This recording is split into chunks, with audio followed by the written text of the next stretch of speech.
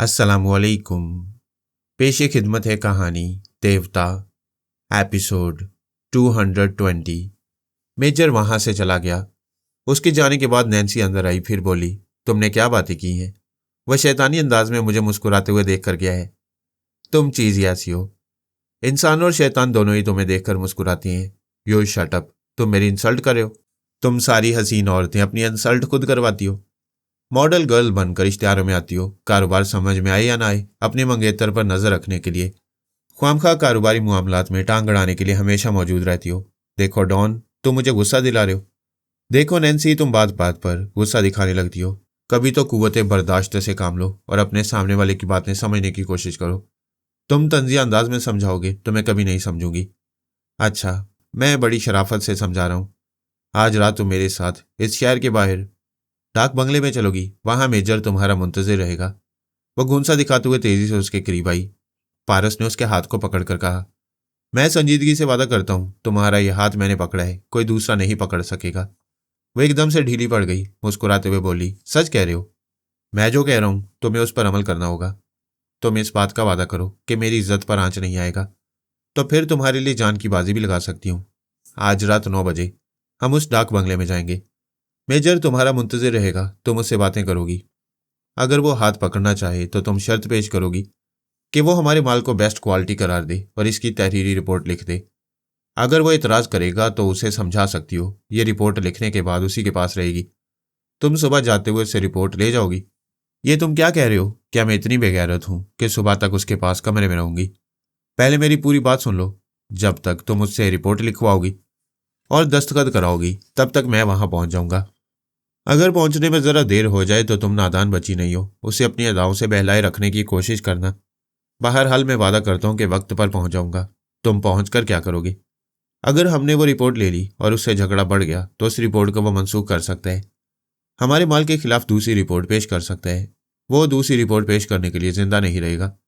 वो एकदम से घबरा कर बोली, क्या क्या तुम उसे मार डालोगे? नैन्सी, जब उसने तुम्हारी इज्जत से खेलने की बात की तो तुम्हें कितना गुस्सा आया। मेरा ख्याल है तुमने गुस्से में उसे कत्ल करने के मुतालिक सोचा होगा। हाँ, मैंने सोचा था, लेकिन सोचने और करने में बड़ा फर्क है। फर्क इसलिए है कि तुम औरत हो और कमजोर हो। जो सोचती हो वो कर नहीं सकती। मैं मर्द हूं, तुम्हारी सोची हुई बात को पूरा कर सकता हूं।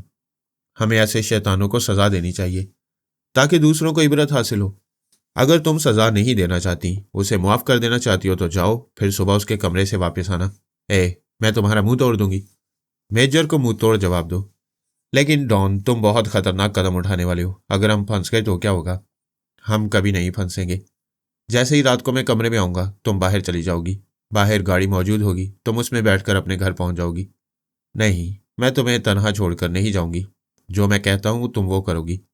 जो तुम कहोगे वो करती रहूंगी, लेकिन तुम्हें नहीं छोड़ूंगी।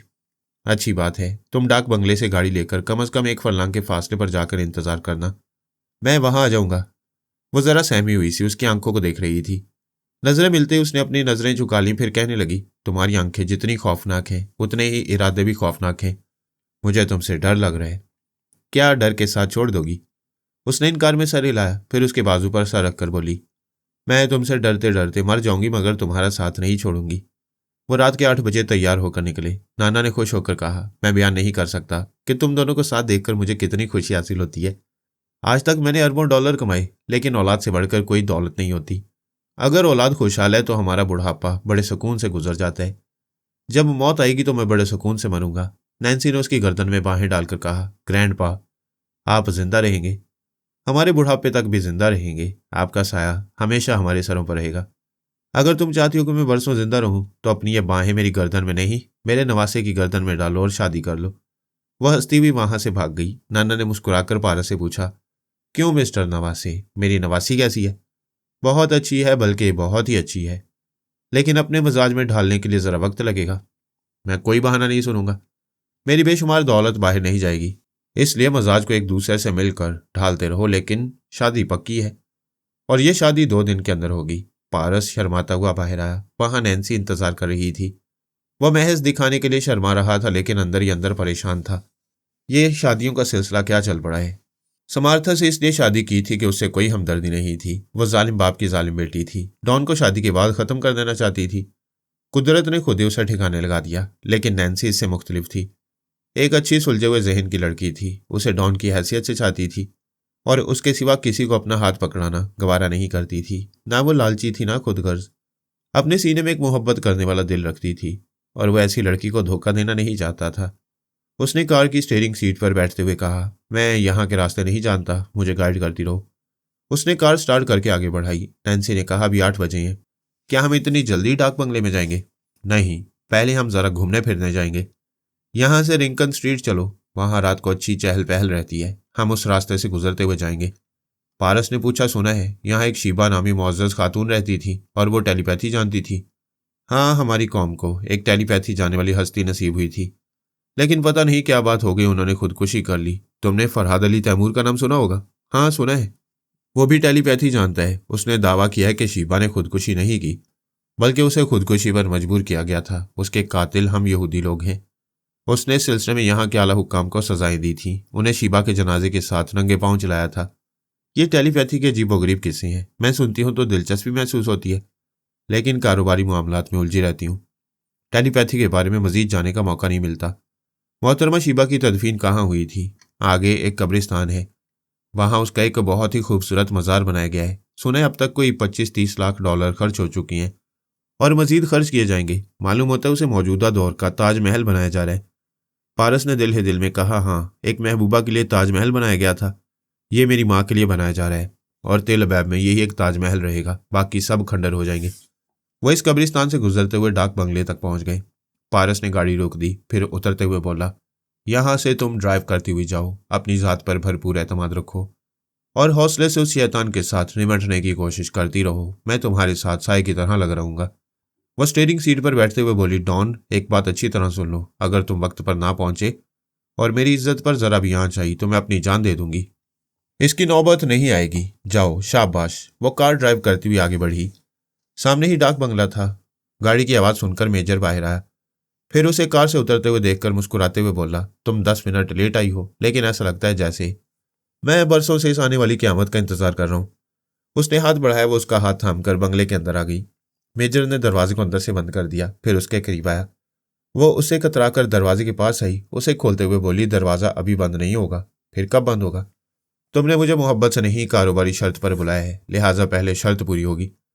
उसने परस खोलकर कागज़ और कलम निकाला, फिर कहा, पहले इस पर हमारे तैयारशुदा माल की बेहतरीन रिपोर्ट लिखकर दस्तखत कर दो। दस्तखत करने के बाद तुम हाथ से निकलना चाहोगी। जब तक ये कागज़ तुम्हारे हाथ में रहेगा, मैं तुम्हारे हाथ में रहूंगी। सुबह इसे अपने साथ ले जाऊंगी। हाँ, तुम्हारी ये बात मानने वाली है। लाओ, मैं लिख देता हूँ। वो कागज़ और कलम लेकर लिखने लगा। नैन्सी सहमी हुई थी, परेशान होकर कभी खिड़की और कभी दरवाजे की तरफ देख रही थी। डॉन ने कहा था वो बर वक्त पहुंचेगा और अब वक्त आ गया था। वो लिख चुका था और दस्तखत भी कर चुका था। फिर वो उठकर खड़ा हो गया, कागज़ को तय करके तकिए के नीचे रखते हुए बोला, अब ये कागज़ कल सुबह निकलेगा। मैंने दरवाज़ा अंदर से बंद किया था, तुमने खोल दिया। अब तुम्हारी शर्त पूरी हो चुकी है, जाओ, अपने हाथों से दरवाजे को बंद कर दो। उसने विस्की की बोतल निकाली, फिर एक गिलास में उंडेलने लगा। वो खड़ी हुई सोच रही थी, ऐसे वक्त क्या करना चाहिए। उसके दिमाग में कोई तदबीर नहीं आ रही थी और वह दरवाज़ा बंद करना नहीं चाहती थी, बंद करके खुद को कैदी नहीं बनाना चाहती थी। मेजर ने शराब के गिलास में बर्फ के टुकड़े डाले, थोड़ा सा पानी डाला, फिर उसे उठाकर बोला, वाह, ये भी क्या चीज़ है, क्या रंग है, ऐसा लगता है जैसे गिलास में सोना पिघल रहा है। ये कहकर उसने एक घोंट लिया, फिर उसकी तरफ देखकर बोला, अरे तुम अभी तक खड़ी हुई हो, दरवाज़ा बंद करो। मैं बंद नहीं करूंगी। क्या मतलब? मतलब ये कि दरवाज़ा बंद करने की क्या ज़रूरत है, इसे खुला रहने दो। उसने कहका लगाया, 2-4 घूंट पिए, इसके बाद उठकर खड़ा हो गया। कहने लगा, मैं भूल गया था, ऐसे वक्त औरत शर्माती है, दरवाज़ा मुझे ही बंद करना चाहिए। वो एक कदम आगे बढ़ा, जरा लड़खड़ाया, फिर बोला, अरे वाह, 2-4 घूंट में ही नशा होने लगा। नहीं नहीं, यह शराब का नहीं, तुम्हारा नशा है। देखो, ख्वामखा कदम डगमगा रहे हैं। वो हंसता हुआ दरवाजे के पास आया, फिर उसके पट बंद करना ही चाहता था कि मुंह पर एक जबरदस्त घुंसा पड़ा। नैन्सी को यूं लगा जैसे डूबते डूबते अचानक साहिल पर पहुंच गई हो। मारे खुशी के हलक से चीख निकल गई। मेजर लड़खड़ाकर बीच कमरे में आ गिरा था। सबसे पहले उसने अपने होंठों के पास गर्मी महसूस की। हाथ लगाकर देखा तो बादशों से खून रिसने लगा। बड़ा जबरदस्त हाथ लगा था, बस ऐसे ही महसूस हुआ जैसे मुंह पर लोहे की सलाख पड़ी हो। वह गुस्से से झुंझलाकर उठना चाहता था, मुंह पर एक जबरदस्त ठोकर पड़ी। वो उलटकर लुढ़कता हुआ पलंग के नीचे चला गया, फिर करवट बदलकर बाहर निकला। सर उठाकर देखा तो सामने डॉन मूरस नजर आया। उसके हाथ में रिवॉल्वर था। उसने कहा, नैन्सी, वो कागज लो और यहां से जाओ। मैंने जहां कहा था वहां मेरा इंतजार करो, मैं अभी आ रहा हूं। नैन्सी ने फौरन तकिए के नीचे से कागज निकाला, फिर कहा, मैं उसी जगह इंतजार करूंगी, देर ना करना। तुम नहीं आओगे तो मैं रात से सुबह कर दूंगी, उस जगह से नहीं हिलूंगी। मेजर ने कहा, तुम दोनों बहुत बड़ी गलती कर रहे हो। मैंने जो माल की रिपोर्ट लिखी है उसके खिलाफ एक और रिपोर्ट लिख सकता हूं। पारस ने कहा, हाँ, अगर तुम जिंदा रहोगे तो जरूर लिखोगे। नैन्सी चली गई। मेजर ने थूक निकलते हुए पूछा, क्या तुम मुझे कत्ल करना चाहते हो? क्या हम जेल जाने के लिए और अपने कारोबार को तबाह बर्बाद करने के लिए तुम्हें जिंदा छोड़ दें? तुम्हारे जैसे अय्याश और शैतान अफसर को मर जाना चाहिए। उसने रिवॉल्वर का निशाना लिया। मेजर ने इनकार में हाथ हिलाते हुए कहा, नहीं नहीं, देखो, गोली ना चलाना, मुझे छोड़ दो। तुम्हारे खिलाफ कोई रिपोर्ट नहीं लिखूंगा। मैं कसम खाता हूं, तुम जो कहोगे वही करूंगा। क्या तुम अपनी कसम पर कायम रहोगे? जो मैं पूछूंगा उसका जवाब दोगे? हाँ, जो पूछना चाहते हो पूछो, मैं सच सच बता दूंगा। मेरी मम्मी शिबा के मुतालिक जो जानते हो वो बयान करते जाओ। किस तरह यहां लाई गई थी, कहाँ रखी गई थी, और उनके खिलाफ क्या साजिशें होती रहीं। तुम शिबा को मम्मी कह रहे हो? हाँ, मैं अपनी मम्मी का बेटा हूं। इसके बाद मैं तुम्हारे किसी सवाल का जवाब नहीं दूंगा, सिर्फ तुम जवाब दोगे। अगर तुमने मेरी मम्मी के मुतालिक कुछ बताने से इनकार किया तो अभी एक गोली चलेगी और तुम इस दुनिया से रुखसत होकर दोबारा नहीं आ सकोगे।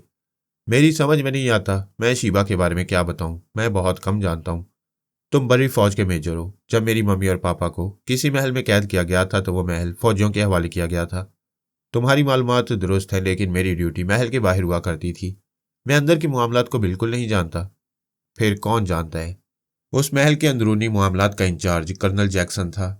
उसका टेलीफोन नंबर और पता बताओ। वो बताने लगा। पारस ने कहा, मैं यकीन करना चाहता हूँ तुमने सही नाम, पता और टेलीफोन नंबर बताया है, लिहाजा रिसीवर उठाओ और नंबर डायल करो। वह फर्श पर से उठकर टेलीफोन के पास जाने लगा। वहां पहुंचते पहुंचते अचानक उसने पलटकर रिवॉल्वर पर हाथ मारा। रिवॉल्वर पारस के हाथ से निकलकर दूर चला गया। फिर उसने घूमकर एक किक मारनी चाहिए। पारस जरा पीछे हट गया। वह घूमता हुआ ठीक रिवॉल्वर के पास जाकर फर्श पर गिरा।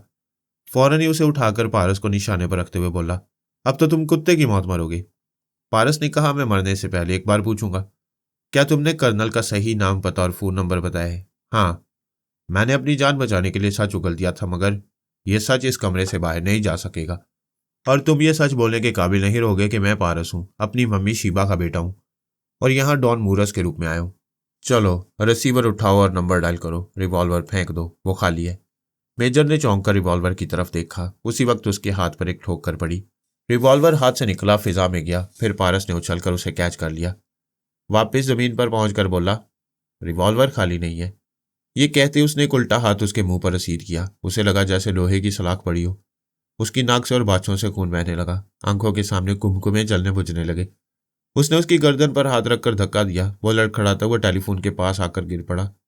मेजर, मैं बार बार नहीं कहूंगा, फौरन रिसीवर उठाओ। वह रिसीवर उठाकर नंबर डायल करने लगा। फिर बोला, मैं कर्नल से क्या कहूंगा? पहले यकीन कर लेना कि दूसरी तरफ से कर्नल ही बोल रहा है। जब यकीन आ जाए तो उसे कहना, इस वक्त फरहाद अली तैमूर तुम्हारे दिमाग में है और तुम्हारे जरिए कर्नल के दिमाग तक पहुंच रहा है, लेकिन कर्नल को नहीं छेड़ेगा, ना ही उसके दिमाग में 24 घंटे तक बोलेगा।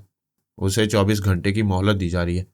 इसके बाद उसकी सांस उखड़ जाएगी। अगर वह हिफाजती तदाबीर से बच सकता है तो बचने की कोशिश कर ले। अगर वो मुझसे मुआफ़ी मांगना चाहता है तो एक ही शर्त पर मुआफ़ी मिल सकती है। कर्नल उस शख्स का नाम, पता और टेलीफोन नंबर बता दे जो डमी फरहाद बनकर शिबा के पास जाया करता था।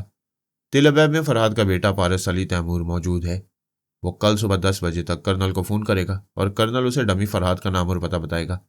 ना बताने की सूरत में शायद वो 24 घंटे भी जिंदा न रह सके। मेजर रिसीवर कान से लगाए हुए था। दूसरी तरफ से राब्ता कायम हुआ। कर्नल के बॉडीगार्ड की आवाज़ सुनाई दी। मेजर ने कहा, मैं मेजर विल्बर्ट बोल रहा हूँ। कर्नल से एक अहम मामले में गुफ्तगू करना चाहता हूँ, उनसे बात कराओ। थोड़ी देर होल्ड ऑन करने के लिए कहा गया। फिर कर्नल की आवाज़ सुनाई दी, हेलो मेजर विल्बर्ट, क्या बात है? हेलो कर्नल जैक्सन, ये तुम ही बोल रहे हो ना? मेजर, तुम्हें क्या हो गया है? क्या तुम मेरी आवाज़ नहीं पहचान रहे हो? मैं तो पहचान रहा हूँ। फरहाद अली तैमूर यकीन करना चाहता था कि तुम ही बोल रहे हो। अब वो तुम्हारे दिमाग में पहुंचेगा, लेकिन फिलहाल तुम्हें नहीं छेड़ेगा। तुम जिंदा रहने की तदाबीर कर सकते हो। तुम्हें 24 घंटे की मोहलत दी जा रही है।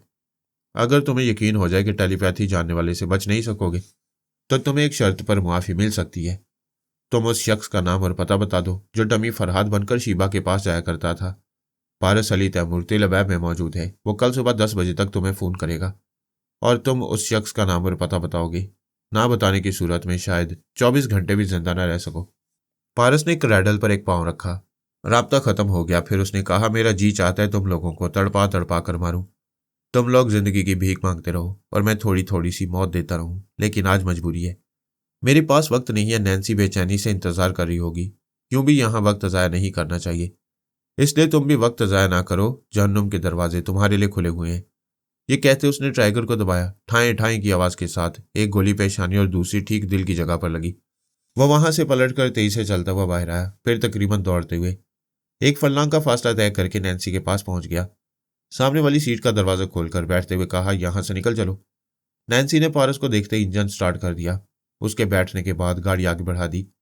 फिर रफ्तार बढ़ाते हुए बोली, मैंने 2 बार फायर की आवाज सुनी थी। पारस ने कहा, जो वक्त गुजर चुका है उसकी बात ना करना। इस वक्त मैं वहशत और जुनून में हूं। वो सहम कर खामोश रही। तकरीबन 15 मिनट बाद बोली कि हम सीधे घर जाएंगे या कहीं वक्त गुजारेंगे। हमें रात का खाना भी खाना है। वो एक नाइट क्लब में आ गए। वहां के खूबसूरत डांस फ्लोर पर कितने ही हसीन जोड़े रक्स कर रहे थे। पारस ने एक मेज पर बैठकर जूस का ऑर्डर दिया। फिर कहा, हम जूस पीकर डांस करेंगे, इसके बाद अपनी पसंद का खाना खाएंगे। नैन्सी को कार ड्राइव करने के दौरान पारस की तरफ ज्यादा देखने का मौका नहीं मिला था। नाइट क्लब में पहुंचकर उसने कई बार उसकी आंखों को देखा। फिर पूछा, क्या पहले भी तुमने कत्ल किए हैं? तुम क्यों पूछ रही हो? तुमने एक शख्स को ठिकाने लगा दिया, उसकी जिंदगी खत्म कर दी, मगर तुम्हारे चेहरे पर जरा भी घबराहट नहीं है। तुम बहुत ही पुरसुकून दिखाई दे रहे हो और अब जूस पीने के लिए मेरे साथ डांस करना चाहते हो। तुम शराब क्यों नहीं पीते? मुझे क्यों पीना चाहिए? मैंने सुना है कत्ल करने वाले शराब जरूर पीते हैं, कत्ल करने से पहले भी ताकि वो होश में ना रहें, और कत्ल करने के बाद भी ताकि वो कत्ल की वारदात को भूल जाएं। तुम किस कत्ल की बात कर रही हो? वह हैरानी से देखते हुए बोली, क्या तुम ये कहना चाहते हो कि जो कुछ तुमने किया उसे भूल चुके हो? अभी मैंने क्या किया है? ओ गॉड, तुम बहुत बनते हो या मुझे बच्ची समझकर टालना चाहते हो? मैं इस सिलसिले में बात करना चाहती हूँ। अगर पुलिस और इंटेलिजेंस वालों को हम पर शुबा हुआ तो क्या होगा? शुबा क्यों होगा? तुम घबराओगी, सहमी हुई रहोगी, परेशानी जाहिर करोगी तो ख्वामख्वाह लोग शुबा करेंगे। क्या मैं तुम्हारी इज्जत बचाकर और तुम्हें इस कत्ल के सिलसिले में राजदार बनाकर गलती कर रहा हूँ? वह जल्दी से बोली, नहीं नहीं, मैं तुम पर फख्र करती हूँ। मुझे जिंदगी में पहली बार यह सोचकर खुशी हो रही है कि मेरा कोई ऐसा मुहाफिज है जो मेरी इज्जत पर कभी आंच नहीं आने देगा। अगर तुम मुझे चाहती हो और मुझ पर फख्र करती हो तो आज जो कुछ हो चुका है उसे भूल जाओ। वह जूस पीने के बाद डांस फ्लोर पर आ गए और मौसीकी की धुन पर आहिस्ता आहिस्ता रक्स करने लगे। नैन्सी ने कहा, मैंने सुना था तुम बहुत ही बुज़दिल और अहमक हो। तुम्हारी याददाश्त भी कमजोर है, लेकिन तुम में ऐसी कोई बात नहीं। तुम इसके बिल्कुल बरक्स हो। सच बात तो यह है कि तुम बहुत ही पुरस्कार लगते हो। मेरे साथ यूं ही वक्त गुजारती रहोगी तो बहुत कुछ मालूम होता रहेगा। चूंकि तुम मेरी मंगेतर हो और नाना जान कह चुकी हैं कि 2 दिन के अंदर हमारी शादी होगी, तो मैं अपने बारे में एक बात बता दूं। मैं दोहरी जिंदगी गुजारता हूं। बज़ाहिर बुज़दिल और अहमक बनकर रहता हूं, लेकिन बातन में क्या हूं यह तुम देख चुकी हो। वो खुश होकर बोली, मैं एडवेंचर पसंद करती हूँ और तुम्हारा टाइप यही है। मैं तुम्हें अच्छी तरह समझ गई हूँ। तुम्हें एक बात समझाऊं? जरूर समझाओ। किसी को समझ लेने का दावा कभी ना करो। तुमने मुझे जितना समझा उसके बाद भी समझने के लिए इतना कुछ रह गया कि समझते समझते तुम्हारी जवानी गुजर जाएगी, शायद बुढ़ापा भी गुजर जाए। वो बड़े प्यार भरे अंदाज में ठिनक कर बोली, ओह देखो, पूरी सरार ना बनो, नहीं तो मुझे नींद नहीं आएगी। मैं तुम्हारे बारे में दिन रात सोचती रहूंगी कि आखिर तुम क्या चीज हो। प्लीज तुम जो कुछ भी हो मुझसे ना छुपाओ, मुझे बता दो। मेरी हकीकत सुनकर पहले तो तुम यकीन नहीं करोगी, और जब यकीन आ जाएगा तो मुझसे डरने और नफरत करने लगोगी। ऐसी कोई बात नहीं होगी, मैं बयान नहीं कर सकती कि तुमसे मिलने के बाद मुझे क्या हो गया है। मैं तुम्हारे लिए पागल हो रही हूँ। यूं लगता है कभी तुमसे जुदा होना पड़ा तो मर जाऊंगी, और तुम कहते हो कि मैं तुमसे डरने और नफरत करने लगूंगी। हरगिज नहीं, ऐसा कभी नहीं होगा। प्लीज मुझे बताओ, तुम कौन हो, क्या हो? मैं बता रहा हूं, वादा करो। अपने नाना से भी नहीं कहोगी? मैं कसम खाती हूं। अपने साये से भी नहीं कहूंगी? तो फिर दिल थाम कर सुनो।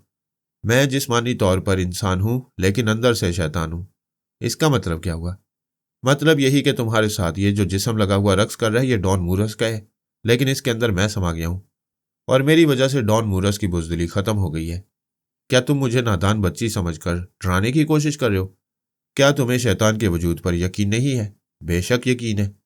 मैंने आज तक शैतान को नहीं देखा, लेकिन बुजुर्गों से सुना है, और अभी मेरी उम्र ही क्या है, हो सकता है आइंदा कभी शैतान को देख सकूं। तुम देख रही हो मगर समझ नहीं रही हो। प्लीज डॉन, मुझे खौफजदा न करो। मैंने हकीकत बता दी, तुम यकीन नहीं करोगी तो कोई फर्क नहीं पड़ेगा, क्योंकि मैं तुम्हें कभी नुकसान नहीं पहुंचाऊंगा। शैतान की ऐसी की तैसी। तुम मुझे बातों से बहला रहे हो। मौसीकी थम गई। वह तालियों की गूंज में अपनी मेज पर वापस आ गई। खाने का ऑर्डर दिया। फिर पारस ने कहा, बेहतर यही है कि तुम मेरी किसी बात पर यकीन ना करो। क्यों मुझे उलझा रहे हो? तुम इतनी हसीन, इतनी प्यारी प्यारी सी दोशीज़ा हो कि मैं तुम्हें धोखा नहीं देना चाहता। कैसा धोखा? मैं शैतान हूं, किसी एक के जिस्म में बहुत अरसे तक नहीं रह सकता। ज्यादा से ज्यादा 2-4 हफ्ते डॉन के जिस्म में रहूंगा, फिर यहां से रुखसत हो जाऊंगा। मेरे जाने के बाद तुम्हें फिर वही अहमक और बुज़दिल डॉन नजर आएगा। वो यकीन नहीं कर रही थी, लेकिन उसके चेहरे से उलझन जाहिर हो रही थी। वो खाने के दौरान चुप चुप सी रही। खाने के बाद वो नाइट क्लब से बाहर आए। पारस ने स्टीयरिंग सीट संभाल ली। कार स्टार्ट करते हुए पूछा, तुम खामोश क्यों हो? मैं महसूस कर रही हूं तुम मुझसे पीछा छुड़ाना चाहते हो, इसीलिए अपने बारे में बेतुकी बातें करते हो। अगर तुम ये समझ रही हो कि मैं तुमसे पीछा छुड़ा रहा हूं तो अब ऐसी बातें नहीं करूंगा।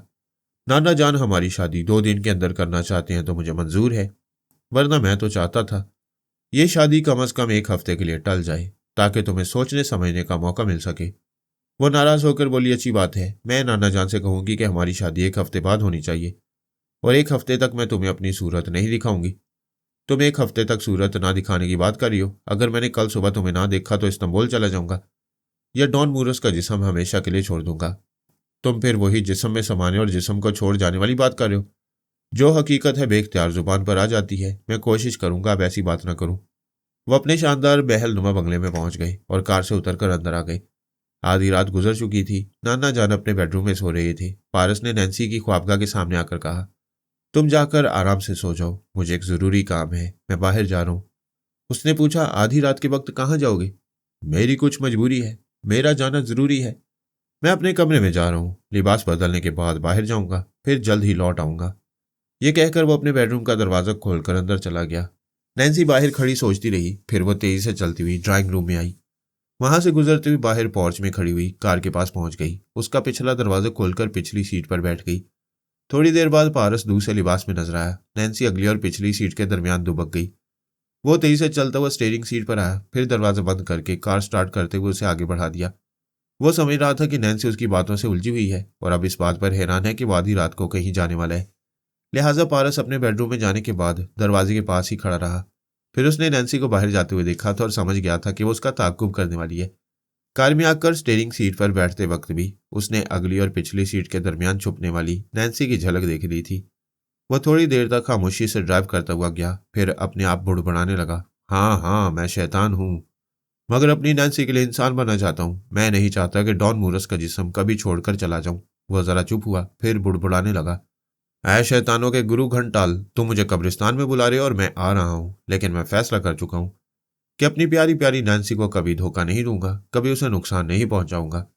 वो अगली और पिछली सीटों के दरमियान दम साधे पड़ी हुई थी और उसकी बुड़बुड़ाहट सुन रही थी।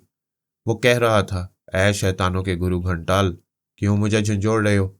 जरा सब्र करो, मैं आ रहा हूं और आज इस बात का फैसला हो जाएगा। अगर तुमने मुझे डॉन मूरस का जिस्म जल्दी छोड़ देने का हुक्म दिया तो मैं नैन्सी से शादी नहीं करूंगा, क्योंकि शादी के बाद इज़्दिवाजी रिश्ता कायम करना होगा। वो एक इज्जतदार हया वाली लड़की है। मैं शैतान बनकर उसकी इज्जत से खेलना नहीं चाहता। मैं आ रहा हूं। ऐ शैतानों के गुरु घंटाल, मैं फैसला करने आ रहा हूं। उसने गाड़ी उस कब्रिस्तान के करीब रोक दी जहां शीबा का मजार बनाया गया था। उसने बाहर निकलकर दरवाजे को लॉक किया, फिर आहिस्ता आहिस्ता चलता हुआ कब्रिस्तान के मेन गेट से अंदर जाने लगा। नैन्सी 2 सीटों के दरमियान से ऊपर आई थी और अब पिछली सीट पर बैठी दूर जाते हुए डॉन मूरस को देख रही थी, जो कब्रिस्तान में दाखिल हो रहा था। उसके दिमाग में आंधियां सी चल रही थी और वह पसीना पसीना हो रही थी। अब उसे यकीन हो रहा था कि डॉन मूरस बहुत ही पुरस्कार है। शैतान होकर भी एक शरीफ इंसान की तरह उसकी इज्जत और हया के मुतालिक सोच रहा है और अपने किसी गुरु घंटाल से फैसला करने जा रहे। वो डरपोक नहीं थी, शायद इसलिए कि आज तक शैतान को नहीं देखा था, लेकिन अब इतने करीब से देखने और समझने के बाद कार से निकलने की हिम्मत नहीं हो रही थी। अगर जरा हौसला होता तो यकीनन उसका ताक़ुब करती हुई कब्रिस्तान के अंदर पहुंच जाती। शीबा का मकबरा कब्रिस्तान के अनवस्त में था, दूर ही से नुमाया तौर पर नजर आता था। पारस तेजी से चलता हुआ अपनी मम्मी की कब्र के पास आ गया, फिर घुटने टेक कर उस कब्र को छूने लगा। आहिस्ता आहिस्ता यूं सहलाने लगा जैसे मां सो रही हो और वो उसके सर को सहला रहा हो। मां ने भी तो बचपन में उसके साथ ऐसा ही किया था, जो उसके ज़हन में नक्श हो गया था। ये सच है कि मां मिट जाती है, ममता कभी नहीं मिटती। वह एक गहरी सांस लेकर आहिस्तगी से बोला, देखे मम्मी, मैं आ गया हूं। मुझे बहुत पहले आना चाहिए था, लेकिन कुछ मजबूरियां थी, कुछ हालात इजाजत नहीं दे रहे थे। आपने और सोनिया मम्मी ने मुझे यही सिखाया कि मौके की मुनासिबत से कदम उठाना चाहिए। हर सू सन्नाटा छाया हुआ था। दूर दूर तक ना कोई जानवर था ना आदमजाद। वो आहिस्ता आहिस्ता कह रहा था, मामा, पापा और आंटी आमना ने आपके दुश्मनों से अच्छा खासा इंतकाम लिया है, लेकिन मैं अभी तक प्यासा हूं। मेरे इंतकाम की आग ऐसे नहीं बुझेगी।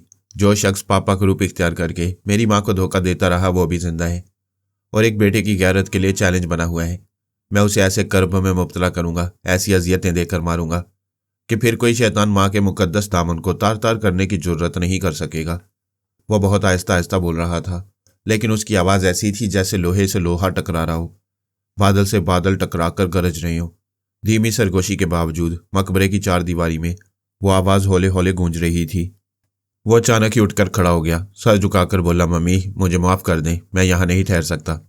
आपके पास आकर शिद्दत से अपनी कोताही का एहसास होता है। जब तक मैं उस बेगैरत को तड़पा तड़पा कर नहीं मारूंगा आपके पास नहीं आऊंगा। वो उल्टे कदमों चलता हुआ मकबरे की चार दीवारी से बाहर आ गया। वह समझ रहा था बेहद जुनून में मुब्तला होता जा रहा है और इसे इस जुनून से निजात हासिल करना चाहिए, उसे नॉर्मल रहना चाहिए। वो बाहर की खुली फिजा में गहरी गहरी सांसें लेता हुआ आहिस्ता आहिस्ता चलता हुआ कब्रिस्तान के अहाते से बाहर आ गया। नैन्सी उसी तरह पिछली सीट पर बैठी हुई थी। विंड स्क्रीन के पार उसे डॉन मूरस नजर आया तो वो फौरन ही पिछली सीट पर लेट गई। दो सीटों के दरमियान जाकर छुपना चाहती थी। उसी वक्त पिछली सीट का दरवाजा खुला और पारस ने कहा, बाहर आओ। वो खौफ से चीखना चाहती थी मगर पता नहीं उसकी आवाज में क्या था। ऐसा तहकमाना लहजा था जैसे दिल को अपनी मुट्ठी में जकड़ रहा हो। वो फौरन उठकर बैठ गई। पारस ने अगली सीट का दरवाजा खोलते हुए कहा, यहाँ बैठो। वो चुपचाप बाहर आ गई। महसूस हो रहा था जैसे वो अपने इख्तियार में नहीं है, हुक्म देने वाले की आवाज़ से सैरज़दा है। वो जो कह रहा था उस पर अमल कर रही है। वो अगली सीट पर आकर बैठ गई। पारस ने दरवाजे बंद किए, फिर स्टीयरिंग सीट पर आकर बैठ गया। कार स्टार्ट की। उसे एक यू टर्न देकर घर की तरफ जाने लगा। वो अपनी जगह गुमसुम बैठी हुई थी। उसकी समझ में नहीं आ रहा था ऐसे वक्त क्या कहना चाहिए। यह भी समझ में नहीं आ रहा था कि डॉन मूरस से डरना चाहिए या उस पर मोहब्बत से मरना चाहिए। वो कार महल नुमा बंगले के पोर्च में आकर रुक गई। पारस अपनी सीट से निकलकर उसकी तरफ आया, फिर अगले दरवाजे को खोलकर उसके बाजू को थामकर बोला, कम ऑन। वो अपनी जगह से उठकर उसके पास आ गई। पारस ने अगले दरवाजे को बंद किया, फिर इसी तरह उसके बाजू को थामकर अपने साथ ले जाने लगा। वो ड्राइंग रूम से गुजरकर जीने पर चढ़ते हुए ऊपरी हिस्से में आई। वह ऐसे चल रही थी जैसे सैरज़दा हो। पारस ने उसके बेडरूम का दरवाज़ा खोला, फिर उसके साथ कमरे में दाखिल हुआ। नैन्सी का दिल बुरी तरह धड़क रहा था क्योंकि पारस पहली बार उसकी ख्वाबगाह में आया था। उसके बाजू को पकड़े हुए था और अपने साथ लेकर बिस्तर की तरफ आ रहा था। फिर उसने हुक्म दिया, बैठ जाओ। वो बिस्तर के सिरे पर बैठ गई। अपने सैंडल उतारो, परस एक तरफ रखो, कलाई से घड़ी भी उतार लो। वो उसके अहकामात की तामील करती जा रही थी। पारस ने कहा, अब आराम से चारों शाने चित लेट जाओ। वो अरबपति नाना की नवासी थी, नाक पर मक्खी नहीं बैठने देती थी, किसी से भी दो हाथ दूर रहकर गुफ्तगू करती थी। कोई उसकी तन्हाई में आने की जुर्रत नहीं कर सकता था और आज वो तन्हाई में आने वाले को नहीं रोक रही थी बल्कि रोकना भूल गई थी। अपना गुरूर, अपनी अना, अपनी हया, अपना सब कुछ भूल चुकी थी। उसके हुक्म के मुताबिक चारों शाने चित लेटी हुई थी। वो उस पर आकर झुक गया, फिर बोला, मेरी आंखों में देखती रहो और जिस्म को ढीला छोड़ दो। वो आंखें जब करीब आईं तो और ज्यादा दिल में उतरने लगी, दिल और दिमाग को अपनी गिरफ्त में लेने लगी। यूं लग रहा था जैसे वो आंखें ना हो, सुलगती हुई शमा की लौ हो जो उसकी आंखों से निकलकर अपनी आंखों में उतर रही हो और जहन को गरमा रही हो। पारस ने एक अरसे तक क्षमा बीनी की मशकें की थीं। निगाहों से निगाहों को पढ़ने का सबक सीखता रहा। आज तक उसने इस सबक का किसी पर अमली मुजाहरा नहीं किया था क्योंकि हैप्नाटाइज करने का जो अमल है वो आमिल के अंदर पुख्तगी चाहता है। नजरें गोली की तरह दिल में लगती हों, आवाज़ और लबो लहजे में हाकिमाना रोब और दबदबा हो और वो आमिल नरम और गर्म तजुर्बात से गुजरता आ रहा हो तो उसका अमल अपने मामूल पर असर करता है। पारस अव्वल ने इतनी सी उम्र में बड़े तल्ख तजुर्बात हासिल किए थे। इससे तल्ख तजुर्बा और क्या हो सकता था कि उसके लहू में जहर भर गया था और वो अंदर से तकरीबन जहरीला था। और यह तजुर्बा भी क्या कम था कि उसकी माँ को एक शैतान ने भेस बदल कर धोखा दिया था, उसे मुंह दिखाने के काबिल नहीं रखा था और वह मुंह छुपाने के लिए कब्र में चली गई थी। दुश्मनों से खातिर ख्वाह इंतकाम लिया गया था, फिर भी वो अपनी शैतानी चालों से बाज नहीं आते थे। जो जैसी बचकाना जहन रखने वाली मासूम को भी अगवा कर लिया गया था और उसकी इज्जत की भी धज्जियां उड़ाने की नाकाम कोशिश की गई। इन हालात से गुजरने वाला अपने जहन में इतनी पुख्तगी और ऐसा भरपूर एतमाद रखता है कि जिससे एक बार नजर मिला ले उसे पत्थर का बना दे। नैन्सी पत्थर की बन गई थी। वो कह रहा था, तुम आंखें बंद करके आराम से गहरी नींद सो जाओगी, सुबह 7 बजे बेदार हो जाओगी। तुम आंखें बंद कर रही हो, तुम्हारी आंखें बंद हो रही हैं, तुम सो रही हो। उसकी आंखें बंद हो गईं। वो आहिस्ता आहिस्ता नींद की वादियों में गुम हो गई। पारस वहां से उठकर अपनी ख्वाबगाह में आ गया। वो दूसरी सुबह कर्नल जैक्सन से फोन पर गुफ्तगू करने वाला था। उससे उस शैतान का नाम, पता और टेलीफोन नंबर मालूम करने वाला था। ये बात वो अच्छी तरह समझ रहा था कि कर्नल ने शहर के हर टेलीफोन एक्सचेंज में डिटेक्टिव आलात लगा दिए होंगे। वहां के अफसरान को सख्ती से ताकीद की होगी कि कर्नल जैक्सन को फोन करने वाला जहां से भी गुफ्तगू करे, उस फोन को फौरन डिटेक्ट कर लिया जाए। शहर के हर इलाके में पुलिस वालों और इंटेलिजेंस वालों की ड्यूटी लगा दी गई होगी ताकि इतला मिलते ही बर वक्त फोन करने वाले को हिरासत में लिया जा सके। फिर वो कर्नल कोई नादान बच्चा नहीं होगा। उसने घंटों अपने दिमाग में फरहाद अली तैमूर के बोलने का इंतजार किया होगा और ये सोचता रहा होगा कि जब वो मेजर के जरिए उसकी आवाज़ सुनकर दिमाग में आ सकता है तो फिर फोन के जरिए उस शख्स का नाम पता क्यों मालूम कर रहे हैं जिसने फरहाद की डमी बनकर शीबा की पारसाई को दागदार किया था। यूं देखा जाए तो फोन से राब्ता कायम करने की कतई ज़रूरत नहीं थी। फरहाद कर्नल जैक्सन के दिमाग से उस शख्स का नाम पता मालूम करता, फिर अपने बेटे को बता देता। पारस ने मेजर विल्बर्ट के जरिए जो चाल चली वो खासी कमज़ोर थी। कर्नल जैक्सन उसके झांसे में नहीं आ सकता था और यह भी उम्मीद थी कि शायद तुक्का लग जाए और वो झांसे में आ जाए और उस मतलूबा शख्स को बेनकाब कर दे। पारस ने सोचा जो होगा कल देखा जाएगा, फिलहाल नींद पूरी करनी चाहिए। उसने अपने दिमाग को हदायत दी, फिर आराम से गहरी नींद में डूब गया। सुबह 7 बजे नैन्सी की आंख खुली। उसने एक भरपूर अंगड़ाई ली। उसे अपना बदन हल्का फुल्का लग रहा था। अब से पहले वो कभी इतनी गहरी नींद नहीं सोई थी। वो चंद लम्हों तक बिस्तर पर हाथ पांव फैलाए पड़ी रही, छत को तकती रही। फिर उसे अचानक याद आया कि पिछली रात डॉन मूरस उसकी ख्वाबगाह में आया था और उसके हुक्म के मुताबिक वो बिस्तर पर लेट गई थी। इसके बाद क्या हुआ उसे कुछ होश नहीं रहा था। वह फौरन ही उठकर बैठ गई। उसने अपने लिबास को देखा। कल रात जो लिबास पहनकर डॉन मूरस के साथ बाहर गई थी वही पहनकर सो गई थी। अब से पहले ऐसा कभी नहीं हुआ था। वो हमेशा शब ख्वाबी के ढीले ढाले हल्के फुल्के लिबास में सोने की आदी थी। वो अपने लिबास को, अपने बदन को छूकर देखने लगी। अपनी धड़कनों पर हाथ रखकर सोचने लगी क्या वो आया था और यूं ही चला गया था। वो शदीद हैरानी से खला में तकने लगी। तस्वुर में कब्रिस्तान नजर आ रहा था। उस कब्रिस्तान में चुड़ैलें और शैतान रक्स कर रहे थे। उन रक्स करने वाले शैतानों के दरमियान डॉन मूरस भी था। उसकी आंखें सुरख अंगारे की तरह दहक रही थी। वह तस्वुर में देख रही थी और सोच रही थी। फिर सोचते सोचते अचानक ही कहका लगाने लगी। फिर इसी तरह कहके लगाती बिस्तर से उठी। वहां से चलती हुई कद्दे आदम आईने के सामने आई। अपने अक्स को देखते हुए बोली, अगर शैतान ऐसे होते हैं तो मैं इस दुनिया के तमाम इंसानों को अपने इस शैतान पर कुर्बान करती हूँ। मैं जब से जवान हुई हूँ यही देखती आई हूँ कि लोग मेरे हुस्न को देखते हैं फिर किसी और तरफ देखना भूल जाते हैं। मेरा शबाब ऐसा तौबा शिकन है कि बूढ़ों के मुंह से भी राल टपकने लगती है। गोया मेरा हुस्न और शबाब इंसान को शैतान बना सकते हैं। जबकि वो शैतान मेरे साथ मेरी ख्वाबगाह में आया, मैं उसके हाथों में थी, उसके इख्तियार में थी, लेकिन वो मेरी शर्म रख कर चला गया। हाय, ऐसे शैतान पर मेरी 1000 जानें कुर्बान। दिमाग के एक गोशे से ख्याल उभरा, लेकिन वो आधी रात के बाद कब्रिस्तान क्यों गया था और उसकी आंखें कितनी वहशतनाक हैं। उन आंखों से शैतान झांकता है। वो इनकार में सर हिलाकर सोचने लगी, नहीं नहीं, शैतान नहीं है, एक पुरस्रार शख्स है। वो यकीनन पुरस्रार है। उसके अंदर कोई गैर मामूली सलाहियत है। हाँ, अब याद आ रहा है। मैं बिस्तर पर लेटने के बाद अपने आप में नहीं रही थी। आहिस्ता आहिस्ता सो गई थी और उसने ही मुझे सुलाया था। शायद उसने मुझ पर तनवीमी अमल किया था। ओ गॉड, वो क्या है? मैं सोचती हूँ तो उसके बारे में सोचती ही चली जाती हूँ। उसने अलमारी से एक बेहतरीन लिबास निकाला, उसे लेकर बाथरूम में चली गई। फिर गुसल वगैरह से फारिग होकर लिबास पहनकर पारस के दरवाजे पर आई। दस्तक दी, आवाज़ दी, जवाब न मिला। उसने दरवाजे के हैंडल को घुमाया तो वो खुल गया, लेकिन खुलते वक्त कोई चीज़ रुकावट बन रही थी। उसने झांक कर देखा तो दरवाजे के पास ही कालीन पर एक छोटा सा कैसेट रिकॉर्डर रखा हुआ था। उसने आगे बढ़कर बाथरूम के दरवाजे पर दस्तक दी, पारस को आवाज़ दी, वहां से भी जवाब न मिला। वह सोचने लगी, हमारी दोस्ती और बेतकल्लुफी बढ़ती जा रही है। कल रात तक हमने अच्छा खासा वक्त गुजारा। हम एक दूसरे के साथ दिन भर का प्रोग्राम बनाते रहे। फिर वो कुछ कहे सुने बगैर कहाँ चला गया? उसने हाथ में पकड़े हुए कैसेट रिकॉर्डर को देखा। ये सोचने की बात थी कि रिकॉर्डर दरवाजे के पास क्यों रखा गया था।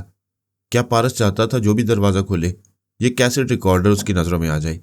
नैन्सी ने सवालिया नज़रों से रिकॉर्डर को देखा, फिर उसे ऑन कर दिया। थोड़ी देर बाद ही उसमें से पारस की आवाज़ उभरने लगी। हेलो नैन्सी, मुझे यकीन है तुम इस रिकॉर्डर तक पहुंच गई हो और मेरी आवाज़ सुन रही हो। मैं एक ज़रूरी काम से जा रहा हूँ। जाने से पहले मैंने तुम्हारे दरवाजे पर दस्तक दी, कोई जवाब न मिला।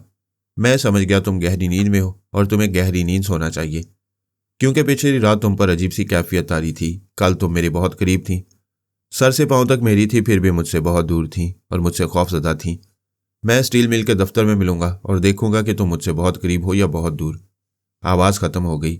नैन्सी ने रिकॉर्डर को चूम कर कहा, बहुत करीब, बहुत ही करीब। फिर उसने इसे एक तरफ रखा, गुनगुनाती हुई बाहर आई, जीने से उतरती हुई ड्राइंग रूम में पहुंची। वहां अच्छे खासे लोग जमा थे, उनमें मर्द भी थे और औरतें भी। वो सब उसे मुस्कुरा कर देख रहे थे। नाना जान ने कहा, कल तुम्हारी शादी है, मगर हमारी परेशानी देखो, इतने कम वक्त में दुनिया भर के इंतजामात करने हैं। ये सब हमारे मेहमान हैं, शादी के सिलसिले में अपनी अपनी जिम्मेदारियां संभालने आए हैं। वैसे बाय द वे, तुम अकेली क्यों नजर आ रही हो? तुम्हारे वो साहब कहाँ हैं? वो मुस्कुराते हुए बोली, मेरे साहब बहुत जिम्मेदार हैं, सुबह सवेरे ही दफ्तर चले गए हैं, मैं भी जा रही हूँ, गुड बाय। वो अलविदा अंदाज में हाथ हिलाते हुए वहां से चली गई। उसके नाना ने रिसीवर उठाकर नंबर डायल करना चाहा। पता चला टेलीफोन बिल्कुल खामोश है। उन्होंने मुलाजिम से तार चेक करने के लिए कहा।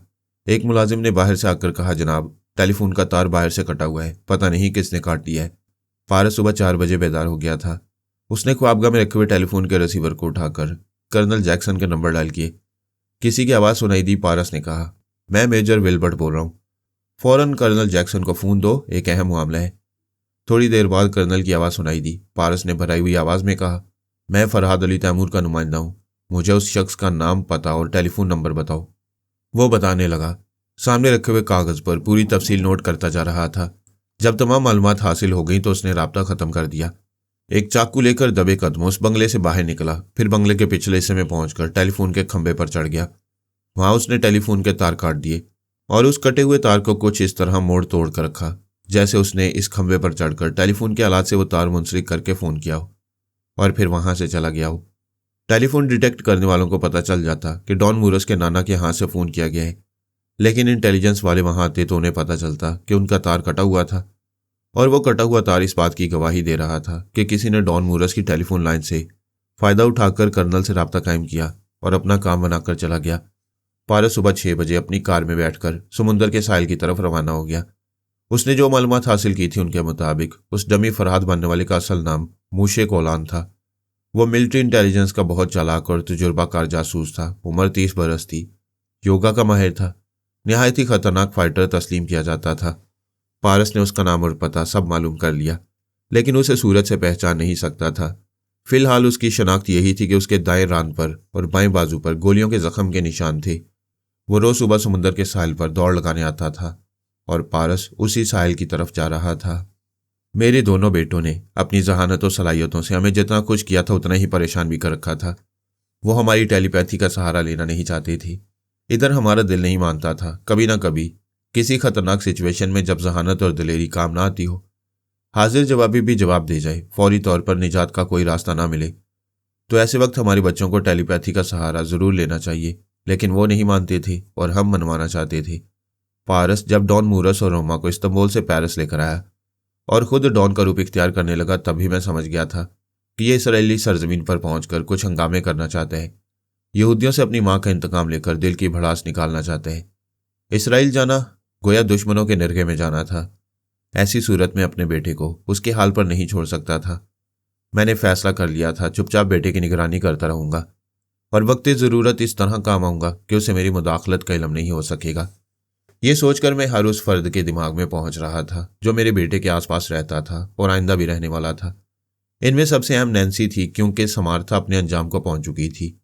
उसके नाना ने टॉम मूरस और साम मूरस और उसकी बीवी को तेल अबैब से चले जाने को हुक्म दिया था। वो लोग नाकाम होकर डॉन मूरस की जिंदगी से निकल गए थे, मेरे बेटे से दूर हो गए थे। अब पारस पर नजर रखने के लिए एक नैन्सी ही रह गई थी जो हर लम्हे उससे मुतासिर होती जा रही थी। ऐसे ही वक्त उस मेजर विल्बर्ट ने रिश्वत के तौर पर नैन्सी को तलब किया तो मामलात एक नया रुख इख्तियार करने लगे। पारस को इस बहाने मेजर से इंतकाम लेने और उसके जरिए अपने दूसरे दुश्मनों तक पहुंचने का मौका मिल रहा था। मैं नैन्सी के जरिए मेजर विल्बर्ट के दिमाग में पहुंच गया। जब रात के वक्त पारस ने मेजर की पिटाई की और उसे हुक्म दिया कि वह कर्नल जैक्सन से गुफ्तगू करे, तो मैं उस वक्त भी मेजर के दिमाग में था। जब मैंने उसके जरिए फ़ोन पर कर्नल जैक्सन की आवाज़ सुनी तो उस कर्नल के दिमाग में भी जगह बना ली। पारस की हदायत के मुताबिक मेजर ने कहा था कि फरहाद अली तैमूर मेजर के जरिए कर्नल के दिमाग में पहुंच गया है, लेकिन वह ख्याल ख्वानी के जरिए भी उसे मुखातिब नहीं करेगा। उसे 24 घंटे की मोहलत दे रहा है। वो अपने बचाव की तदबीर करे या फिर उस शख्स का नाम और पता बता दे जिसने फरहाद की डमी बनकर शीबा को धोखा दिया था। कर्नल जैक्सन यह सुनकर घबरा गया था कि फरहाद उसके दिमाग में पहुंच चुका है। उसने रिसीवर रख दिया और खला में तकने लगा।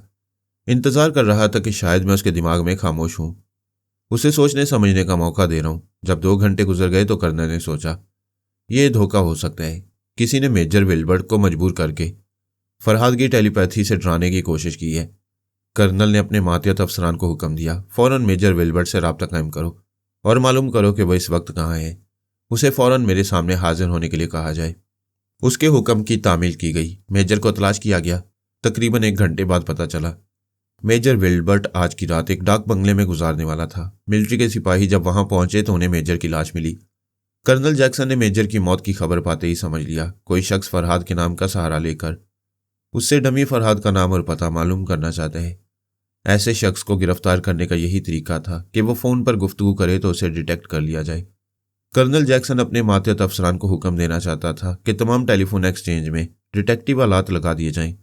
तमाम अफसरान चौकन्ने रहें। कोई भी कर्नल से गुफ्तगू करना चाहे तो उस फोन का सुराग लगाकर फौरन बात करने वाले को गिरफ्तार कर लिया जाए। लेकिन वो अपने मातहत अफसरान को यह हुक्म ना दे सका। उससे पहले ही मैंने उसे मुखातिब किया, हेलो जैक्सन, तुम्हें मेजर बता चुका है कि पारस तेलबैब में मौजूद है और वही उस डमी फरहाद का पता पूछ रहा है। तुम्हें यह भी बताया जा चुका है कि मैं तुम्हारे दिमाग तक पहुंच चुका हूं। फिर तुम मेरे बेटे को गिरफ्तार करने की जुर्रत कैसे कर रहे हो? क्या तुम यह अहकामात अपने मातहत अफसरान तक पहुंचा सकोगी? क्या उस लम्हे तक तुम जिंदा रह सकोगी?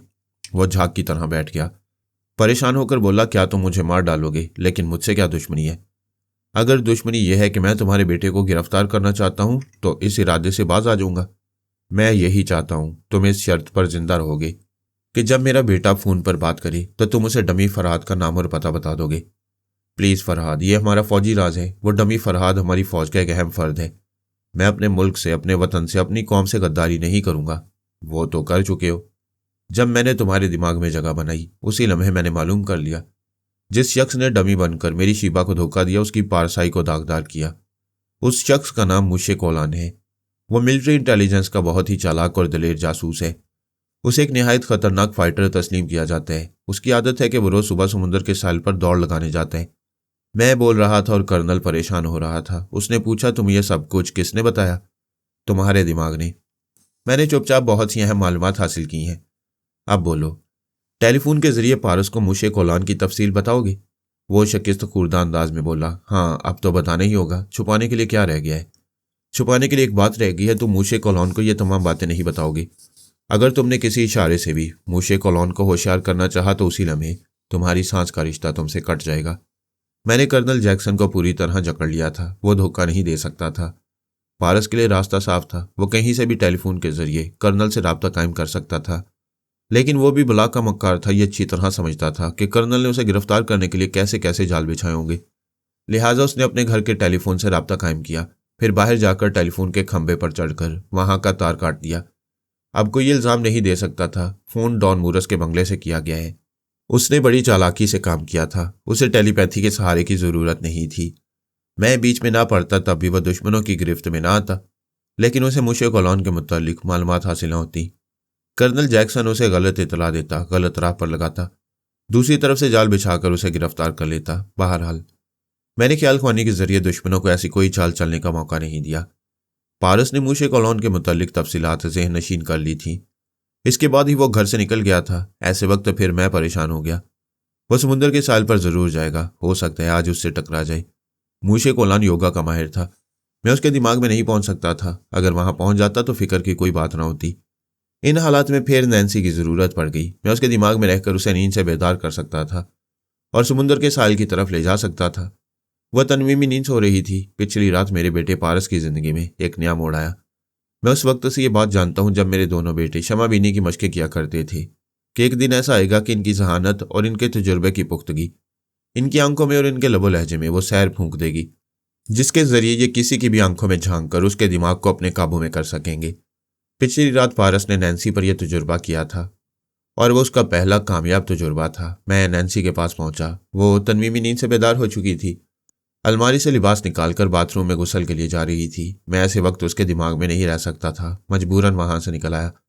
जब वो 1 घंटे बाद गुस्ल वगैरह से फारिग होकर लिबास पहनकर मेकअप करने के बाद पारस के बेडरूम में पहुंची, तब मेरे शुबे की तस्दीक हो गई कि वो लज सुबह समुद्र के साहिल की तरफ गया होगा।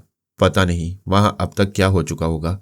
नैन्सी स्टील मिल पहुंची। वह दफ्तर में मौजूद था। उसने अपने बेडरूम में एक कैसेट रिकॉर्डर नैन्सी के लिए छोड़ा था और उस रिकॉर्डर में रोमानी फिक्रे छोड़ाया था कि पिछली रात तुम मेरे बहुत करीब थी, सर से पांव तक मेरी थी, और पिछली रात तुम मुझसे बहुत दूर थी, मुझसे बहुत ज्यादा खौफजदा थी। मैं तुमसे दफ्तर में मिलूंगा और देखूंगा कि तुम मुझसे बहुत दूर हो या बहुत करीब। नैन्सी ने दफ्तर में पहुंचते उसकी गर्दन में बाहें डालकर कहा, देख लो, मैं तुमसे करीब हूं। मैं उसके दिमाग से निकल आया, उधर क़यामत करीब थी, मैं करीब नहीं रह सकता था। वैसे मैं जानता था मेरा बेटा उससे कतराएगा। एक दिन उसे इसराइल से वापस जाना था। वो एक शरीफ, इज्जतदार और बाहिया लड़की के जज्बात से खेलकर नहीं जाना चाहता था। मैं 1 मिनट के बाद नैन्सी के पास पहुंचा तो वो मुंह फेरे नाराजगी का इजहार कर रही थी और पारस कह रहा था, मेरी बात समझने की कोशिश करो।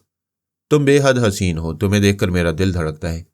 मैं सारी जिंदगी तुम्हें अपनी धड़कनों से लगाए रखना चाहता हूँ, लेकिन यह मुमकिन नहीं है। मुझसे शादी करने के बाद तुम पछताओगी।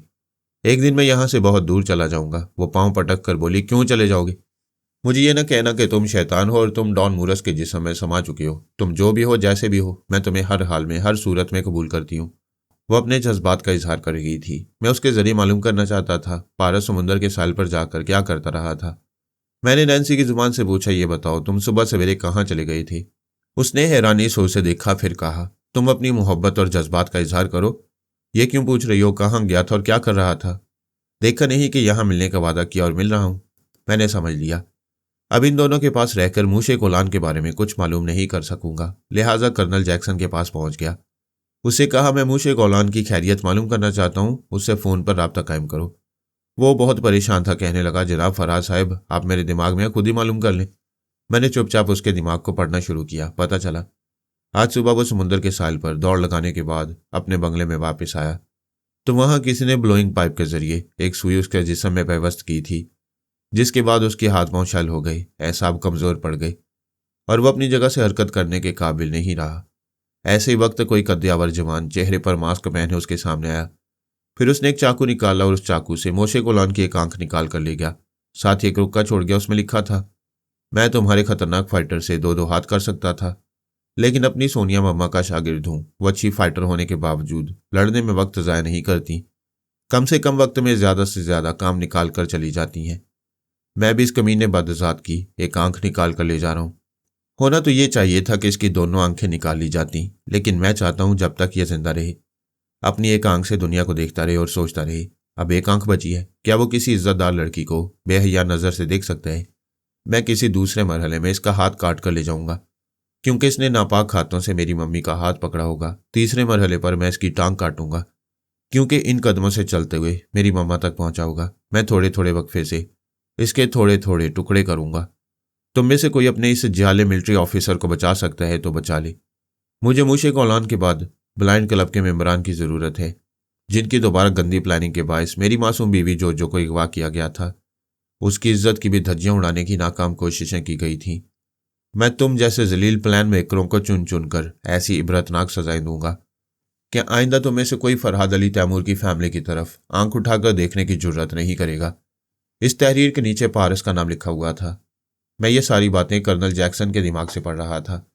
पारस ने घंटे 2 घंटे में ये वारदात कैसे की होगी, ये तो मोटी सी अकल से भी समझा जा सकता था। एक तो उसके पास मूशे कोलान का मुकम्मल पता था। वो समुद्र के साहिल पर महज इसलिए गया होगा कि वो मुख्तसर से लिबास में दौड़ लगा रहा होगा। उसका बाजू और उसका पांव यकीनन नंगा होगा। इस तरह वो उसके जख्मों को देखकर उसकी शनाख्त कर चुका होगा। फिर वो उसके बंगले में जाकर छुप गया होगा। वहां भी उसने उसी को देखा होगा जो साहिल पर दौड़ लगा रहा था और जिसके बाजू और रान पर जख्मों के निशान थे। तब ये समझ लेने में कोई शुबा नहीं रहा होगा कि वही मूशे कोलान है। उसने ज्यादा हंगामा करना मुनासिब नहीं समझा था। सोनिया की तरह उसके पास भी एक नन्ही सी नलकी थी, जिसमें एक मेडिकेटेड सुई मौजूद रहती थी। इस नलकी को मुंह में रखकर फूंक मारने से सुई ठीक निशाने पर जाकर बेबस्त हो जाती थी। इस तरह उसने मूशे कोलान को बेदस्तो पा करके रख दिया। था। फिर बड़ी आसानी से उसकी आंख निकाल ली थी और एक रुक्का लिखकर उसके पास छोड़ गया था। उसका तरीक़ेकार समझ में आ रहा था। वैसे उसका ये चैलेंज मुझे पसंद नहीं आया। क्या आइंदा वो मूशे कोलान का एक हाथ काटेगा? उसे ऐलान नहीं करना चाहिए। इस तरह उसने अपने रास्ते में खतरात और ज्यादा बढ़ा लिए थे। उसे चुपचाप जो करना था कर गुजरता तो बेहतर होता। मैं मूशे कोलान के पास आ गया। अब ना तो वो पराई सोच की लहरों को महसूस कर सकता था, ना ही योगा की महारत का इजहार कर सकता था। मुझे तवक्को थी उसके दिमाग से कुछ अहम मालूमात हासिल करूंगा, लेकिन तवक्को से कुछ ज़्यादा ही मालूमात हासिल होने लगी। मेरा दूसरा बेटा पारस धूम अमेरिका में था और उस वक्त तक वहां रहना चाहता था जब तक कि तमाम टेलीपैथी जानने वालों का सुराग न लगा ले। अभी वो जेरी जेकब तक पहुंचा हुआ था। पहले हमारी नज़रों में सुपर मास्टर आया। मैंने उसकी टेलीपैथी समेत उसे फना कर दिया। दूसरा टेलीपैथी जानने वाला जेरी जेकब न्यूयॉर्क में पारस के हत्थे चढ़ गया। आज मूशे कौलान के दिमाग में पहुंचकर मालूम हुआ कि तीसरा टेलीपैथी जानने वाला एक यहूदी है और वो आजकल इसराइल के किसी शहर में है। उस तीसरे का नाम डैनी दानियाल था। वो अगरचे यहूदी था लेकिन अमरीकी हुकूमत का वफादार था। ट्रांसफार्मर मशीन के जरिए जो 7 टेलीपैथी जानने वाले पैदा किए गए थे, उनमें उस एक यहूदी का इंतखाब खूब सोच समझ कर किया गया था। उसका पिछला रिकॉर्ड जाहिर करता था कि वो हर पहलू से अपने मुल्क अमरीका को और अमरीकी हुकूमत को तरजीह देता है। इसके बाद यहूदी कौम की हमायत में कुछ बोलता है। इंसान ख्वाह कितना ही वफादार और जानिसार हो, वो अपनी बुनियाद और अपने आगाज़ को कभी नहीं भूलता। कोई अहम मामला हो तो वो अपनी बुनियाद की तरफ ज़रूर लौट जाता है। मेरी ही मिसाल काफ़ी है। मैं और मेरे बच्चे कभी पाकिस्तान में नहीं रहते। हमारा मुस्तकिल क़याम बाबा साहब के दायरे में है। हमारा ताल्लुक़ पेरिस से है। हमारी वफादारी फ्रांसीसी हुकूमत से है। लेकिन पाकिस्तान पर कोई आ जाए या फ्रांसीसी हुकूमत पाकिस्तान के खिलाफ कोई इकदाम करे तो हम बेख्तियार अपने वतन की, अपनी कौम की हमायत में बोल पड़ेंगे और सिर्फ बोलने की हद तक महदूद नहीं रहेंगे। जब हमारे तेवर बदलेंगे तो हमारी ज़मीन की तरफ आंख उठाने वालों की या आंख नहीं रहेगी या आंखें झुक जाएंगी। हम फ्रांसीसी हुकूमत से वफादारी के मामले में तवाज़न रखते हैं, मगर बहुत से जहन ऐसे होते हैं जो तवाज़न कायम रखना नहीं जानते। या तो वह मगरूर होते हैं या मतलब परस्त। जब ऐसी गैर मामूली ताकत हासिल हो जाती है तो वो अपनी असलियत दिखाते हैं। डैनी दानियाल ने टेलीपैथी का इल्म हासिल करने के बाद जब ये देखा कि एक सुपर मास्टर के बाद दूसरे टेलीपैथी जानने वाले को सुपर मास्टर बनाया गया है और उसका कोई चांस नहीं है, तो वो अपने मुल्क में अपनी यहूदी कौम के दरमियान आ गया था। उसने इसराइल के आला हुकाम के सामने खुद को जाहिर नहीं किया। वहां चंद ओहदेदारों से चुपचाप राब्ता कायम करता रहा और उन्हें अपना हमख्याल बनाकर वादा करता रहा कि वो सब अपने मुल्क और अपनी कौम के लिए खामोशी से काम करेंगे और कभी यह जाहिर नहीं होने देंगे कि उनके दरमियान कोई टेलीपैथी जानने वाला मौजूद है। डैनी दानियाल ने जिन खास लोगों से खुफिया तौर पर राब्ता कायम किया था, उनमें एक मूशे कौलान था। उनमें से किसी को यह मालूम नहीं था कि दानियाल ने किन अहम ओहदेदारों से राब्ता कायम किया है। उसने उन्हें समझा दिया था कि यह एहतियाती तदबीर है। अगर फरहाद या उसका कोई साथी टेलीपैथी जानने वाला तुम में से किसी के दिमाग में आएगा तो वो सिर्फ तुम्हारी हद तक महदूद रहेगा, तुम्हारे जरिए दूसरे ओहदेदारों तक नहीं पहुंच सकेगा। यही वजह थी कि मैं मूशे कौलान के दिमाग से इतना कुछ मालूम करने के बाद भी ये ना मालूम कर सका कि बाकी दूसरे ओहदेदार कौन लोग हैं। वैसे तीसरे टेलीपैथी जानने वाले का सुराग मिल गया था। इसके बाद जो अहम बात मालूम हुई वो ये थी कि तीसरा टेलीपैथी जानने वाला डैनी दानियाल मेरे बेटे पारस की ताक में है। जब मैं मेजर के जरिए कर्नल जैक्सन के दिमाग में मौजूद था, उसने मालूम कर लिया था कि पारस ऐसे शख्स का नाम और पता ठिकाना मालूम करना चाहता है जिसने डमी फरहाद बनकर उसकी मम्मी शीबा को धोखा दिया था।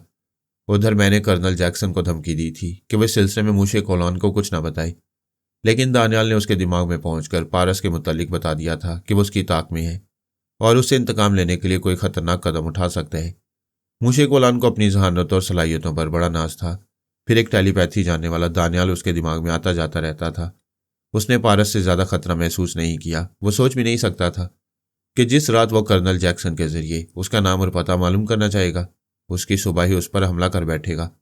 बेशक पारस का हमला कामयाब हुआ था, लेकिन डैनी दानियाल की मौजूदगी से खतरात बहुत बढ़ गए थे। उसकी ज़रा सी गलती दानियाल को यह बता सकती थी कि वो डॉन मूरस के रूप में छुपा हुआ है। मैं अपनी मौजूदगी जाहिर किए बगैर उसके इल्म में यह बात ला सकता था। ये बात पारस को जितनी जल्दी मालूम होती उतना ही अच्छा होता। मेरे पास फौरी तौर पर एक नैन्सी जरिया बनी हुई थी। मैं कोई दूसरा जरिया इख्तियार करने के लिए ज़्यादा इंतज़ार नहीं कर सकता था। पारस ये तवक्को नहीं थी कि वो मूशे कौलान पर दोबारा हमला करने और उसका हाथ काटने के सिलसिले में देर करेगा। वो बड़ी तेज़ी से किसी भी मंसूबे पर अमल करता था। मैं थोड़ी देर तक सोचता रहा, फिर मूशे कौलान के दिमाग में पहुंच गया। डॉक्टर ने उसकी एक आंख की मरहम पट्टी कर दी थी। तकलीफ से निजात दिलाने के लिए नींद का इंजेक्शन दिया था, इसलिए वो सो रहा था। मैं थोड़ी देर तक उसके दिमाग में खामोश रहा। डैनी दानियाल उसकी हिफाजत के लिए वहां मौजूद हो सकता था और पारस के दूसरे हमले के सिलसिले में कोई बात कर सकता था, लेकिन मुझे उसकी आवाज़ सुनाई नहीं दी। मैं पारस को किसी तरह इस खतरे से आगाह करना चाहता था और परेशान हो रहा था कि ऐसे वक्त क्या करना चाहिए। तब एक तदबीर समझ में आई। जब पारस डॉन मूरस के रूप में समार्था से शादी करने के बाद तलबा पहुंचा था और एयरपोर्ट में नाना से और नैन्सी से मुलाकात की थी, तो मैं समार्था के दिमाग में मौजूद था। जब जमाल बिन मुस्तफ़ा पुलिस वालों से बचता हुआ एयरपोर्ट की इमारत में दाखिल हुआ, और उसने अपनी हिफाजत के लिए पारस को यरगमाल बनाने की कोशिश की तो मैं जमाल बिन मुस्तफ़ा के दिमाग में भी पहुंच गया था। अब फ़लस्तीनी मुजाहिद मेरे काम आ सकता था। मैंने उसके लबो लहजे को और उसकी आवाज़ को अच्छी तरह याद किया। फिर ख्याल ख्वानी करता हुआ उसके पास पहुंच गया। वो हैफा के इलाके में एक मकान के ड्राइंग रूम में बैठा हुआ था। वो मकान एक मुसलमान ताजिर का था। वो उस ताजिर के छोटे भाई की हैसियत से वहां रहा करता था। उसने अपने चेहरे में थोड़ी सी तब्दीली की थी। दाढ़ी मूंछ का इजाफा किया गया। एक आंख में ऐसा लेंस लगाया गया जिससे आंख पत्थर की लगती। सर के बाल छोटे छोटे से थे। कोई उसे देखकर जमाल बिन मुस्तफ़ा नहीं कह सकता था। जब वो जिहाद के लिए निकलता तो दाढ़ी मूंछ साफ करा देता था। आंख से वो लेंस निकाल देता था और लंबे बालों की विग पहन लिया करता। इन दिनों वो 4 मुजाहिदीन की रिहाई का मुतालबा कर रहा था जिन्हें हैफा की एक जेल में बंद कर दिया गया था। उन पर झूठा मुकदमा चलाया जाने वाला था। वो एक सोफे पर बैठा हुआ कोई ऐसी तदबीर सोच रहा था जिस पर अमल करके अपने साथियों को जेल से रिहा करा सके। मैंने उसके दिमाग पर पूरी तरह कब्जा जमा लिया। उसने झुककर सामने सेंटर टेबल पर रखे हुए टेलीफोन का रिसीवर उठाया। फिर स्टील मिल के दफ्तर के नंबर डायल किए। राब्ता कायम होते ही दूसरी तरफ से पारस की आवाज़ सुनाई दी। Hello, National Steel Mills. मैंने जमाल बिन मुस्तफ़ा की जुबान से कहा। हेलो, क्या तुम मेरी आवाज़ से मुझे पहचान सकते हो? पारस ने चौंक कर पूछा। कौन? जमाल बिन मुस्तफ़ा। अरे वाह शहजादे, तुम्हारी याददाश्त बड़ी तेज़ है। मुख्तसर सी मुलाकात रही और तुमने मुझे आवाज़ से पहचान लिया। उसने पूछा, तुम्हें मेरा फ़ोन नंबर कैसे मालूम हुआ? यह भी कोई पूछने की बात है? 1 अरबपति मिल ऑनर के नवासे हो, तुम्हारा फ़ोन नंबर मालूम कर लेना कौन सी बड़ी बात है? जवान, तुम मेरे मोहसिन हो। मैंने इसलिए फ़ोन किया है कि किसी का एहसान ज़्यादा देर अपने सर पर नहीं रखता। अब यह एहसान उतारना चाहता हूँ। कैसे उतारना चाहते हो? तुम्हें एक ज़बरदस्त खतरे से आगाह कर रहा हूँ। क्या तुम ये मानते हो कि टेलीपैथी का इल्म एक हकीकत है और उसका जानने वाला बड़ी आसानी से किसी के दिमाग में पहुंचकर उसके अंदर का भेद मालूम कर लेता है? मैं ये मानता हूं, लेकिन तुम क्यों पूछ रहे हो? यहाँ एक टेलीपैथी जानने वाला मौजूद है। मैंने अब तक उसकी सूरत नहीं देखी, लेकिन उसके अमल से पहचान गया हूँ। वह दुश्मन हम लोगों के लिए मुसीबत बना हुआ है और तुम्हारे लिए भी बन सकता है, क्योंकि तुमने मेरी मदद की थी। मेरी फिक्र न करो। पुलिस और इंटेलिजेंस वाले मेरी तरफ से मुतमईन हो गए हैं। वो जानते हैं कि तुम मुझे यरगमाल बनाकर ले जा रहे थे। हकीकत कोई नहीं जानता। यही तो मैं तुम्हें समझाना चाहता हूँ। अगर वो टेलीपैथी जानने वाला कभी मेरे दिमाग में पहुंचकर मुझे कमज़ोर बनाएगा और मेरे अंदर की बातें मालूम करेगा, तो उसे यह भी मालूम हो जाएगा कि डॉन मूरस नामी एक जवान ने मेरे फरार होने के सिलसिले में मेरी भरपूर मदद की थी। हाँ, वो इस तरह मालूम कर सकता है। लेकिन तुम यकीन से कैसे कह सकते हो कि यहाँ कोई टेलीपैथी जानने वाला मौजूद है? मेरे 4 साथी इस वक्त हैफा की जेल में हैं। उस कमबख्त ने उनके दिमाग में पहुंचकर मालूम कर लिया था कि वो फ़लस्तीनी मुजाहिदीन हैं। बज़ाहिर आम शहरी बनकर रहते हैं और बाबातिन इसराइली हुकूमत की मुखालफत करते हैं। ये तो अच्छा हुआ कि वो चारों मेरी असलियत नहीं जानते, मेरा असल ठिकाना नहीं जानते, वरना वो टेलीपैथी जानने वाला उनके दिमाग से मेरे दिमाग तक पहुंच जाता। तुम दुरुस्त कहते हो, मैं तुम्हारा शुक्रगुजार हूँ। तुमने एक टेलीपैथी जानने वाले के वजूद से आगाह किया। मैं भी किसी का एहसान ज़्यादा देर सर पर नहीं रखता। बोलो, तुम्हारे 4 साथियों के नाम क्या हैं? मैं उन्हें जेल से निकाल लाऊंगा। उन्हें कहाँ पहुँचाना है ये भी बता दो। नहीं दोस्त, मेरे और साथियों के बारे में मजीद सवाल न करो, क्योंकि मैंने भी तुम्हारे मुतालिक कोई सवाल नहीं किया। ये नहीं पूछा कि तुम कौन हो, तुम्हारी असलियत क्या है। मेरे लिए इतना ही जान लेना काफ़ी है कि तुम मुसलमान हो। यकीनन किसी मकसद के तहत यह रूप इख्तियार किया होगा। हो सकता है मेरी तुम्हारी मंजिल एक ही हो। जब हम मंजिल के करीब पहुँचेंगे और एक दूसरे के सामने आएंगे तो फिर एक दूसरे पर एहसान करेंगे। उस वक्त तक के लिए खुदा हाफिज। उसने रिसीवर रख दिया, फिर आराम से टेक लगाकर सोफे पर बैठा और खला में तकने लगा। मैंने उसके दिमाग को आज़ाद छोड़ दिया। वो एकदम से हड़बड़ा गया। एक हाथ अपने सर पर रखकर सोचने लगा भी मुझे क्या हुआ था। ऐसा लगता है जैसे मैं ख्वाब देख रहा था और नींद की हालत में फ़ोन का रिसीवर उठाकर नंबर डायल कर रहा था, किसी से बातें कर रहा था। बातें भी कुछ कुछ याद हैं, शायद उसी अरबपति के नवासे से गुफ्तगू कर रहा था। आखिर ये सब क्या है? मैंने कहा, इसे टेलीपैथी कहते हैं। उसने चौंक कर इधर उधर देखा। मैंने कहा, मैं तुम्हारे दिमाग के अंदर बोल रहा हूँ। मैं फरहाद अली तैमूर हूँ। वो एकदम से उछलकर खड़ा हो गया, फिर बेयकीनी से बोला, फरहाद साहिब, आप क्या वही फरहाद हैं जिनका जिक्र हदीका करती है? हदीका का नाम सुनते ही अचानक मेरा दिल तेजी से धड़कने लगा। ये उन दिनों की बात है जब आतिश जवान था। मैंने बैरूत से कई 100 किलोमीटर के फासले पर साहली इलाके में उसके साथ ऐसे रंगीन और संगीन लम्हात गुजारे थे जिन्हें मैं कभी नहीं भूल सकता। हमारी मोहब्बत अजीबोगरीब थी। हम एक दूसरे के बहुत करीब थे, जैसे सांसें इंसान की जान के करीब होती हैं। इसके बावजूद आज तक मैंने हदीका का चेहरा नहीं देखा था। एक मेरी ही क्या बात है, उसके साथ बरसों से जिहाद करने वाले फ़लस्तीनी मुजाहिदों ने भी उसकी सूरत नहीं देखी थी। वो हमेशा चादर ओढ़ती थी और उस चादर का घूंघट इस तरह बनाए रखती थी कि उसकी ओर से दुनिया को देखती, मगर दुनिया वाले उसे नहीं देख सकते थे। ऐसी ही हालत में वो इतनी खतरनाक हमलावर साबित होती थी कि दुश्मन उसके नाम से कांपते थे। मैंने जमाल बिन मुस्तफ़ा से कहा, हदीका ने अपने एक महबूब की लाश के पास कसम खाई थी, जब तक अपने महबूब के कातिल यहूदियों को चुन चुन कर ख़त्म नहीं करेगी और फ़लस्तीन को आज़ाद नहीं कराएगी, उस वक्त तक ज़ुबान से एक लफ्ज़ नहीं बोलेगी, गूंगी बनकर रहेगी और अपना चेहरा किसी को नहीं दिखाएगी, हमेशा चादर में छुपी रहेगी। उसने कहा, जी हाँ, वो आज भी अपनी इस कसम पर अमल कर रही है। हम में से किसी ने ना तो उसका चेहरा देखा है और ना उसकी आवाज़ सुनी है। फिर तुम कैसे कहते हो कि हदीका मेरा जिक्र करती है? उसका अंदाज कुछ अजीब है। जब वो साहिल पर होती है तो रेत पर आपका नाम लिखती है, जब कश्ती में सफ़र करती है तो पानी में अपने कलमे की उंगली फेरती है। हम साफ तौर पर उस नाम के हिज्जे पढ़ लेते हैं। जो आपको करीब से जानते हैं वो कहते हैं, हदीका कभी कागज़ पर या किसी दीवार पर यह नाम नहीं लिखती। ऐसी जगह लिखती है जहां यह नाम हवा से पानी से मिट जाता है, जैसे आप उसकी ज़िंदगी में आए और जीते जी मिट गए। मुझे उसका जिक्र सुनकर दुख हो रहा था। मैं तो समझ रहा था इस तवील अरसे में शायद वह इस दुनिया से रुखसत हो गई होगी।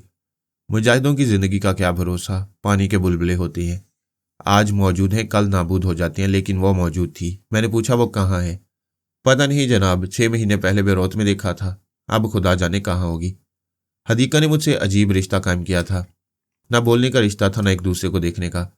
अब मैं उसके दिमाग में भला कैसे पहुंचता? कभी मैंने उसकी आंखें नहीं देखी, कभी उसकी आवाज़ नहीं सुनी, कभी तकदीर ही हमें मिला सकती थी। मैंने कहा, तुम अपनी तंजीम वालों के जरिए हदीका का सुराग लगाओ, मुझे उससे मिलकर खुशी होगी। मेरे आदमी उसे ज़रूर तलाश करेंगे। अगर तुम्हारे वो चारों साथी जेल से फरार होने में कामयाब हो जाएं, तो तुम उन्हें किसी तरह किसी खुफिया अड्डे तक पहुंचा सकोगे। हम पहले से इंतजामात रखते हैं। जैसे ही हमारा कोई साथी फरार होने में कामयाब होता है, हम उसे एक जगह से दूसरी जगह पहुंचा देते हैं। तो फिर उस जेल के करीब कहीं मौजूद रहो, मुझे जगह बता दो, तुम्हारे चारों साथी वहां पहुंच जाएंगे। वो खुश होकर बोला, आपने मेरे दिल की बात कह दी, मैं आपसे यही दरख्वास्त करने वाला था। तुम जेल के सामने गाड़ी लेकर तैयार रहो, तुम्हारे वो चारों साथी वहां से निकलेंगे। इससे पहले तुम जेलर से या जेल के किसी सीनियर ऑफिसर से फ़ोन पर गुफ्तगू करो, मैं उसके दिमाग में पहुंचना चाहता हूँ। उसने रिसीवर उठाया, नंबर डायल करके राब्ता कायम किया, जेलर से गुफ्तगू की, यूं उनके पास मुझे पहुंचा दिया। मैं थोड़ी देर उसके पास रहकर जेल खाने के कायदे कवानीन मालूम करता रहा। फिर एक रजिस्टर खोलकर उसके हाथ से लिखवाया। वो लिखने लगा, मुझे अभी फ़ोन के जरिए आला अफसर ने हुक्म दिया है कि उन 4 फ़लस्तीनी मुजाहिदों को जो मेरी जेल में कैदी की हैसियत से हैं, उन्हें हैफा जेल से जाफा जेल मुंतकिल कर दिया जाए। उसने रजिस्टर में ज़रूरी खाना पूरी करने के बाद सिपाहियों को हुक्म दिया, जेल की गाड़ी दरवाजे पर लाओ और उन 4 कैदियों को मुसल्ला गार्ड्स के साथ उसमें बिठा दो। उसके हुक्म की तामील होने लगी। कैदियों को ले जाने वाली गाड़ी जेल के अंदर दाखिल हुई। उसमें उन 4 कैदियों को बिठाया गया जो मुसल्ला सिपाही उन्हें ले जा रहे थे। मैंने जेलर से उनकी गुफ्तगू कराई, उनकी आवाज़ और लबल लहजे को सुना। गाड़ी ड्राइव करने वाले के दिमाग में भी पहुंच गया, जमाल बिन मुस्तफ़ा यकीनन जेल खाने के बाहर इंतज़ार कर रहा होगा। मैं अभी उसे बता नहीं सकता था कि उसके साथी कैदियों की गाड़ी में जा रहे हैं। अगर मैं जेलर के दिमाग को ज़रा देर के लिए भी छोड़ देता तो खेल बिगड़ जाता। जब कैदियों की गाड़ी वहां से चल पड़ी तो मैं जेलर को उसके कमरे में लाया, उसकी अलमारी से शराब की बोतल निकाली, फिर उसे बाथरूम में ले गया। उसने बाथरूम का दरवाज़ा अंदर से बंद किया, बोतल का मुंह खोला, फिर उसे मुंह से लगाकर गटागट पीता चला गया। अगर वो अपने आप में होता तो कभी पानी मिलाए बगैर और एक एक पैक बनाए बगैर शराब ना पीता, जबकि वो खालिश शराब हलक से उंडेलता जा रहा था।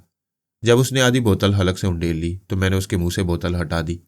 मेरे हर मामूल के साथ यही होता है, जैसे मैं दिमाग को आज़ाद छोड़ता हूँ वो चकरा कर रह जाता है कि वो दिमागी तौर पर किस तरह गायब हो गया, लेकिन उसे अपने बारे में सोचने का ज़्यादा मौका नहीं मिला।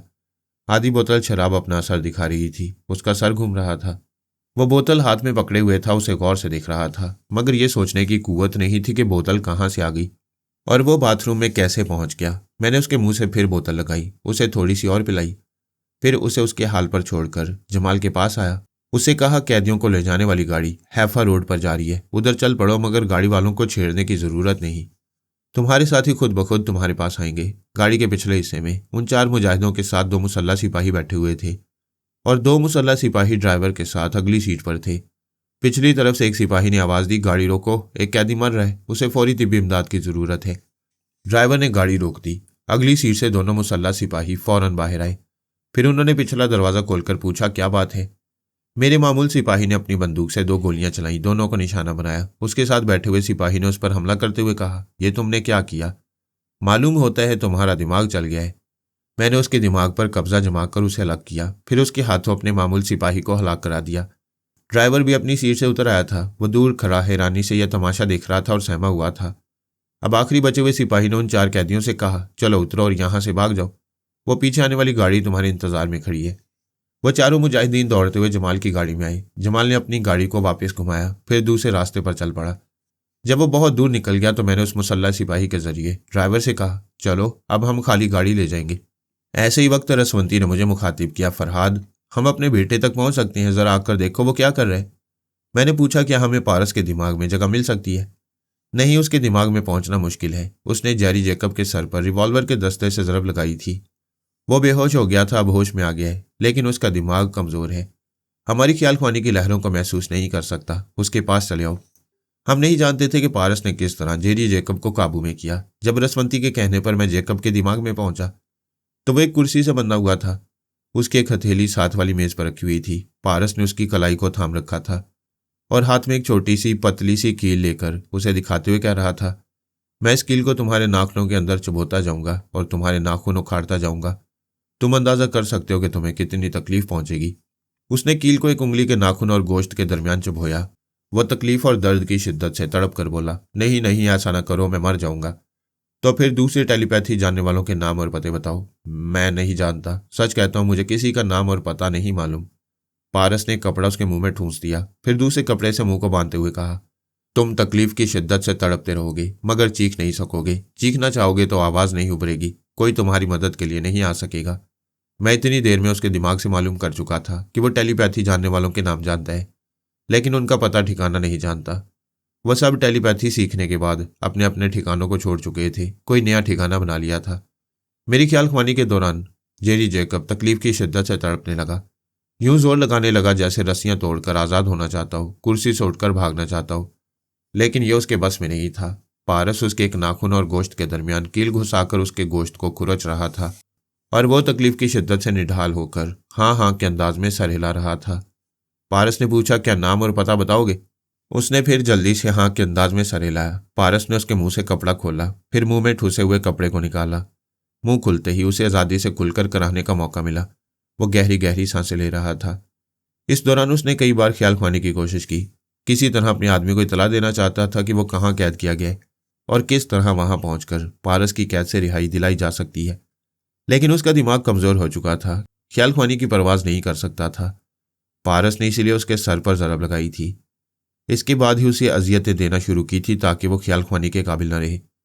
वह तकलीफ से कराते हुए बोला, ए जवान, मैं तेरे हाथों से मरना नहीं चाहता। मैं कसम खाकर कहता हूं, जो कहूंगा सच कहूंगा। खुदा के लिए मुझ पर भरोसा कर लेना। मैं तमाम टेलीपैथी जानने वालों के नाम जानता हूं, लेकिन उनका पता ठिकाना नहीं जानता। ये इल्म सीखने के बाद सब लोगों ने अपनी रिहाइशगाहें छोड़ दी थी। मैं नहीं जानता वो कहाँ हैं और क्या करते फिर रहे हैं। मैं खुद अपनी रिहाइशगाह छोड़ चुका था। ख्याल खुआनी के जरिए एक ही रात में इतनी दौलत हासिल की थी कि एक 5 स्टार होटल का मालिक बन गया और दूसरी कई जगह खुफिया रिहाइशगाहें बना ली थी। तुम अपनी बात न करो, दूसरों के मुतालिक बताओ। तुम मुझसे चाहे जैसी कसम ले लो, अगर जबरदस्ती करोगे और ख्वामखा मेरी जान लेना चाहोगे तो कुछ हासिल नहीं होगा। मैं मर जाऊंगा, उनका पता नहीं बता सकूंगा क्योंकि मैं जानता ही नहीं हूं। उनके नाम बताओ।